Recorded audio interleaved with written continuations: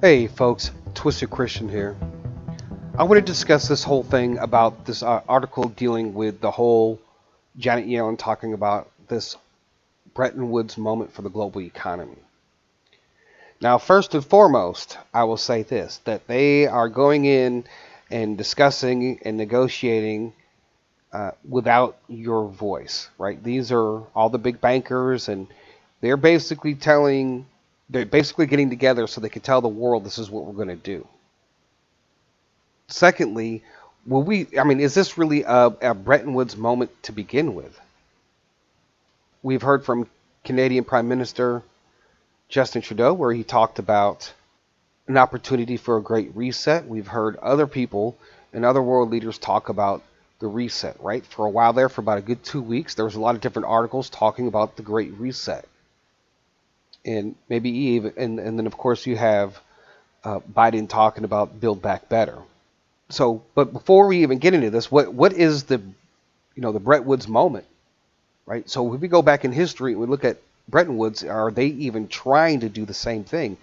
Do they even mention anything that's even closely remotely dealing with the Bretton Woods moment? So the Bretton Woods system of monetary management established the rules for commercial and financial relations among the United States, Canada, and Western Europe countries, Australia, and Japan after the 1944 Bretton Woods Agreement. The Bretton Woods system was the first example of a fully negotiated monetary order intended to govern monetary relations among independent states.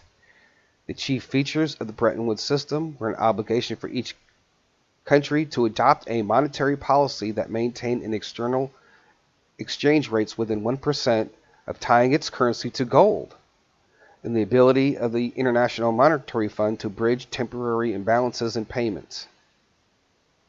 So this system, the Bretton Woods moment is tying its currency to gold. So is Janet Yellen saying that we're going to tie currency to gold? Right? So without actually saying it, let's just go over the article and then you could get an idea of what they're actually talking about. I'm gonna read this, but I'm not gonna read every single paragraph because some of it doesn't have anything to do with the actual Bretton Woods moment in the meetings. Treasury Secretary Janet Yellen is prepared to build a new global economy from the ground up, a new restructured world order. We must do better, Yellen told Americans and a global audience in a 25-minute speech delivered from Chicago ahead of the International Monetary Fund and World Bank spring meetings this week. The economists compared the upcoming meetings, which will take place in Argentina, to 1944's Bretton Woods Conference, a meeting that redefined the international monetary system after World War II and created a new world order. Wow. So they really think that in this meeting they're going to create a world order, right? And but the thing about it is the Bretton Woods moment would be tying their currency to gold. That was the moment. Though it was a different time, I emphasized with the enormous weight that they faced, the pressure to come together after a global catastrophe in building an enduring and interconnected system aimed at promoting peace and prosperity throughout the world, said Yellen. Our current juncture is no less significant. What we do in the coming months and years will have profound impacts on the trajectory of our country and on the global economic order. The one difference between the meetings, she noted, will be increased diversity. The new post-COVID world, she said, would now include the voices of women as well as diverse representatives from all quarters of the globe. Okay, that's fine, but I wonder how many of those people are actually make less than $10,000 a year. I wonder if they're included with that too as well. Throughout her speech, Yellen emphasized that a new global economy would have to be based on diversity and inclusion. The Bretton Woods Conference, she said, created an economy in which we embraced trade as an engine for growth. We neglected those who did not benefit. The Biden administration, she said, would prioritize the human rights of all people and all individuals, every race, ethnic background, to help ensure those rights are protected at home and abroad. Yellen also notably called for a global minimum corporate tax rate, coinciding with President Biden's plans to raise the U.S. corporate rate to 28% from 21% to help fund his $2 trillion infrastructure plan. A global agreement on a minimum wage would reduce the incentives for U.S. companies to relocate offshore to chase lower taxes. The average corporate rate in the G7 is currently 24%. So right now they're calling for a global minimum corporate tax rate, right? This is